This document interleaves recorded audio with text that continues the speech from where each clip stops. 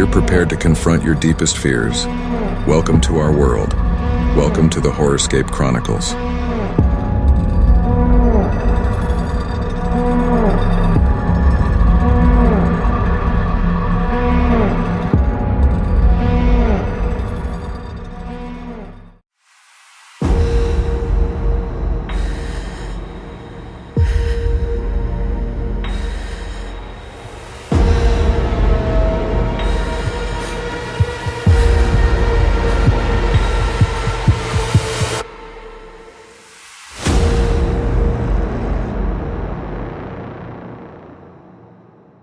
राजस्थान के एक छोटे से गांव में एक पुरानी हवेली थी जिसे लोग शापित हवेली कहते थे।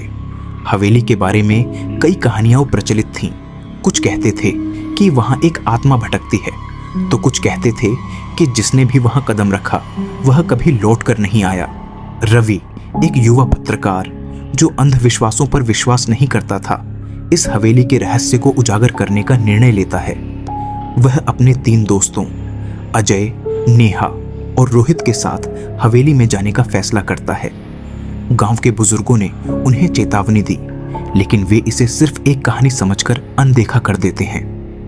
रात के 12 बजे चारों दोस्त हवेली के अंदर दाखिल होते हैं।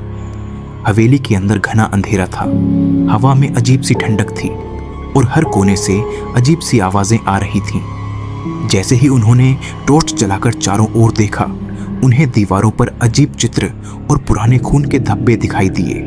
अचानक नेहा को लगा कि कोई उसके कंधे पर हाथ रख रहा है।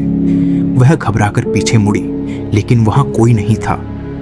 उसी समय हवेली का मुख्य दरवाजा अपने आप बंद हो गया। सभी डर से सहम गए। रवि ने वीडियो रिकॉर्डिंग शुरू कर दी। तभी एक डरावनी हंसी गूंज उठी। रोहित ने एक परछाई को सीढ़ियों से नीचे आते देखा। वह परछाई एक महिला की थी जिसकी आंखें जल रही थीं और उसके चेहरे पर गहरी दरारें थीं। अजय चिल्लाते हुए भागने लगा, लेकिन जैसे ही उसने दरवाजा खोलने की कोशिश की, एक अदृश्य शक्ति ने उसे पीछे खींच लिया। हवा में किसी औरत की धीमी फुसफुसाहट गूंज रही थी। तुम यहां नहीं आ सकते, चले जाओ। रवि ने एक पुरानी किताब उठाई जिसमें लिखा था कि यह हवेली एक राजा की थी जिसने एक निर्दोष महिला पर काला जादू करने का आरोप लगाकर उसे जिंदा जला दिया था। मरने से पहले उस महिला ने श्राप दिया था कि इस हवेली में जो भी आएगा वह मौत का शिकार होगा। नेहा ने महसूस किया कि उसकी सांस रुकने लगी है, जैसे कोई उसका गला घोंट रहा हो। रोहित बेहोश हो चुका था और अजय की चीखें अब बंद हो चुकी थीं। रवि ने हिम्मत जुटाकर किताब में लिखे मंत्र को पढ़ा और अचानक सब कुछ शांत हो गया।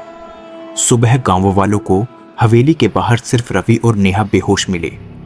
अजय और रोहित का कोई नामो निशान नहीं था। जब रवि ने रिकॉर्डिंग देखी तो उसमें सिर्फ हवेली के अंदर अंधेरा था, जैसे वहां कभी कुछ हुआ ही ना हो। गांव के लोग अब भी कहते हैं कि अजय और रोहित की आत्माएं हवेली में कैद हो चुकी हैं और जो कोई भी वहां जाएगा वह कभी वापस नहीं आएगा। क्या तुम हिम्मत करोगे उस हवेली में जाने की? Spider web ghost.